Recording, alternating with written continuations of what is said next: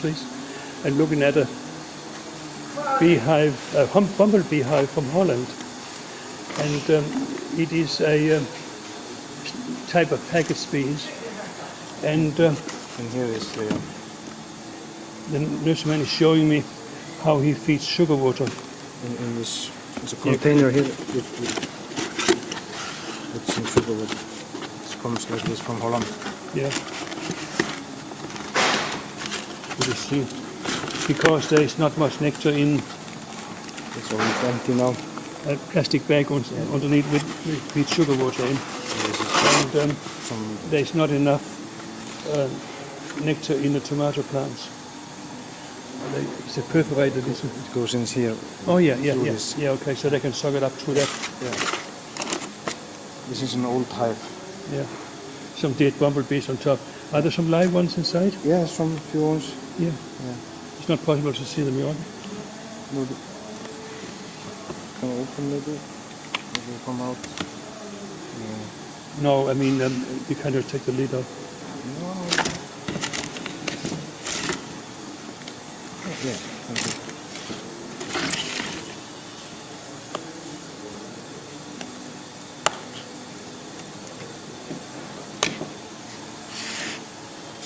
Yeah. They have built a little bumblebee nest there. Yeah. And they have no queen, so when they are worn out, they will have to get a new one. How long will they last? I buy one every 5th week. 5 or 6 weeks? Yeah. Yeah. Just to be sure. Yeah. Okay, that's very interesting. We'll have a look later to see how it works in the glasshouse. These are cherry tomatoes, and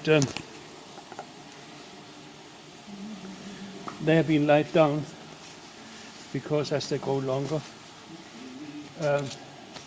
they're tied up in strings quite high up, I think a couple of meters. And my host here says they can be up to 8 meters long. And but there's plenty of small tomatoes on it. And I have seen the bumblebees in the flowers, which is now at this stage quite high. So, and the bottom ones, the tomatoes get picked up. Let's just go and see the bumblebees flying. There's about 4 colonies here on a little stand. And if you now can see somebody coming home, there's one there. It's not a great traffic, but apparently enough to pollinate the glasshouse. Yeah, you wouldn't have a good harvest without them. No, that's then you get. What do you call it? You just maybe few. Yeah, you would not be economical without them. Yeah, and some tomatoes would be small because they're not. Yeah, but another one coming home there. But it's a bit hard to film amongst the leaves here and see them, but they are flying about. And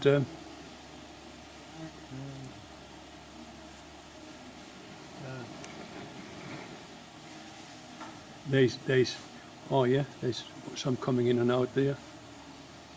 Before we went around in greenhouse with some machines to vibrate the plants. Yeah.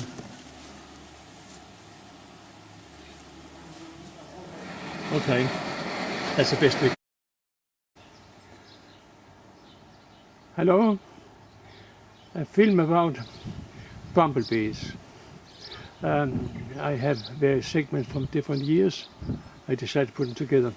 But here is an opportunity to do a little bit of a beginning to it, if you like. And it's a woodshed. And the owner does his own firewood business and things. And he also have several sheds of firewood. But one of them was invaded by bumblebees. He is putting pallets on the ground just to keep them off the ground. Good idea. But something or another, I don't know what, maybe hedgehog or rats have built a nest underneath that pallet. And this year, bumblebees have taken up residence. I got a cardboard box here. I'm going to put them into there. I'm going to move the rest of the firewood. I can see the bumblebees coming in and out, not too sporadic, every now and then. So until then, or we can have a look, if you like, to see there is some, if we can see it, watching where they're going in. We have to watch it carefully and see. There's not all that, not a minute between each one, no. There comes one. Flying above my head. He should soon come into view. No?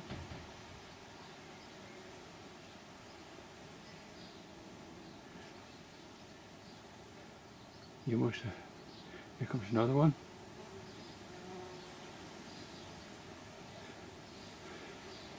Maybe they're entering. Yeah, I think one was leaving there. Okay, that would have to. I have taken the pallet away, and down on the ground there's a big disorderly heap of rubbish and things, and it's in there. It must be a hedgehog. A rat doesn't build them quite like that. Anyway, is that where the bumblebees are. And now I'm going to put it in a cardboard box. And this is the middle of the day, sunshine, and of course a lot of bumblebees are out, and they have no idea that the whole thing is going to be changed. No longer hedgehog nest but cardboard box, and just to get them used to that, all I'm going to do just now is stuff this lot into a cardboard box with a little opening and leave it here for 1 or 2 days until they get used to it, and move them to a different position some kilometers away. Okay, so much for now. We'll see when the cardboard box is in place.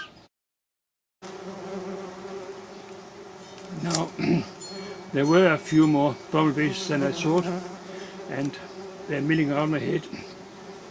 I got my bee suit on, and actually it was surprising.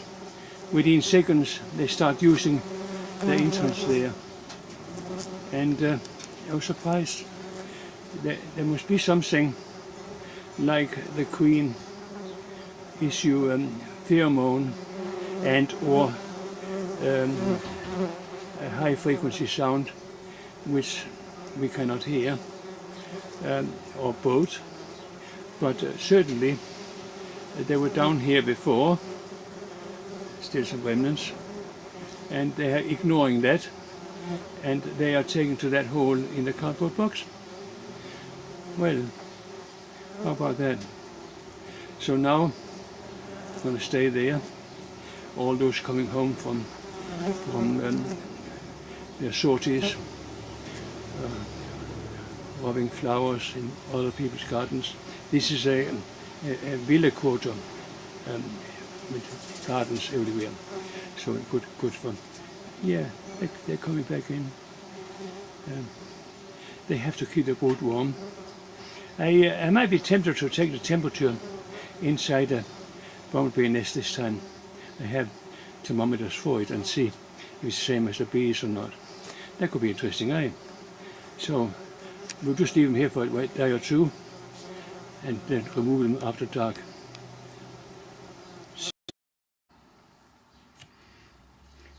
A bit more to the bumblebee story. I have a book here I have inherited, and when I, in 60 years ago, immigrated to New Zealand, I had to have these books with me. This particular book here shows, apparently, if you can see it, Adam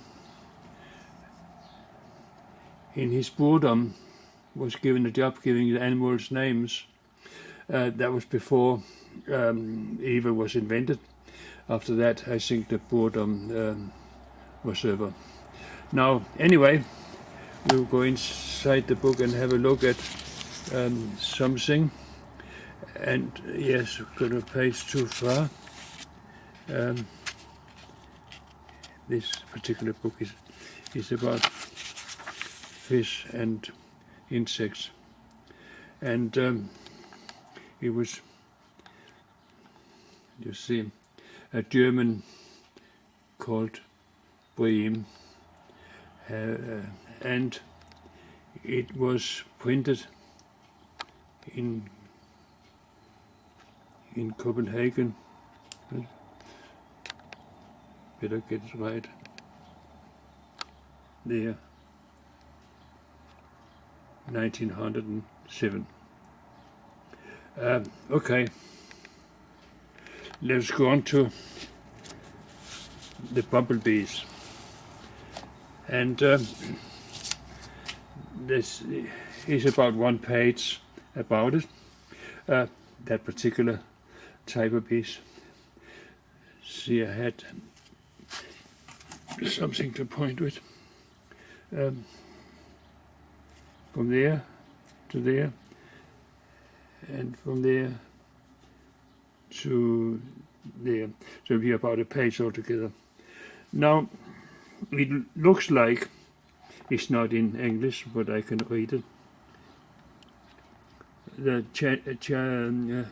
Latin name is Bombus, and it's called bumblebees. And a few things of surprise. I will not read the whole lot, but something I think was many beekeepers take for granted, which is not for granted. And when a queen starts a new nest, it collects pollen and honey and put it in a little cake and put the eggs on top of that, and the larvae eat into this until they're big enough.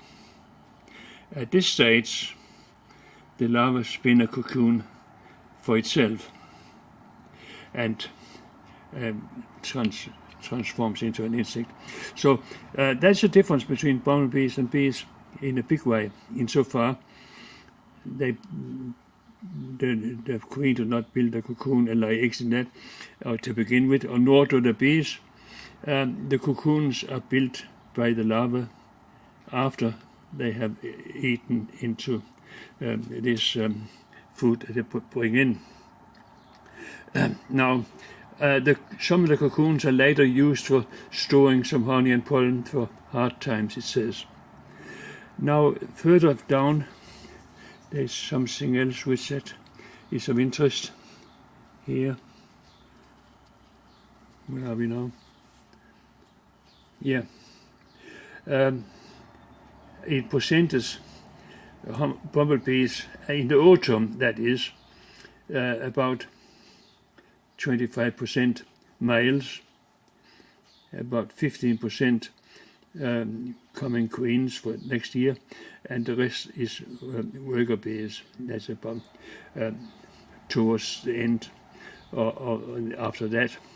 The queens are mated in the autumn, and the nest collapses, and only the queens survive in a dry spot on the bark or things like that.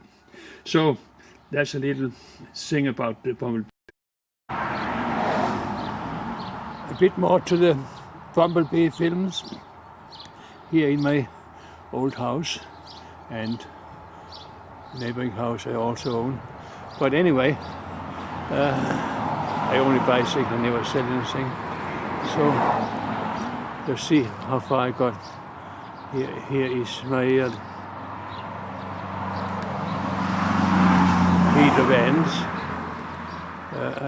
At the age of 84, I need 4 vans.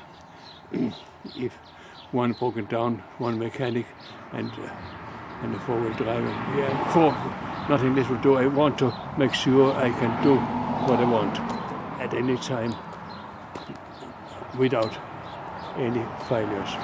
But then there's like the bumblebees. I moved them here next to the downpipe.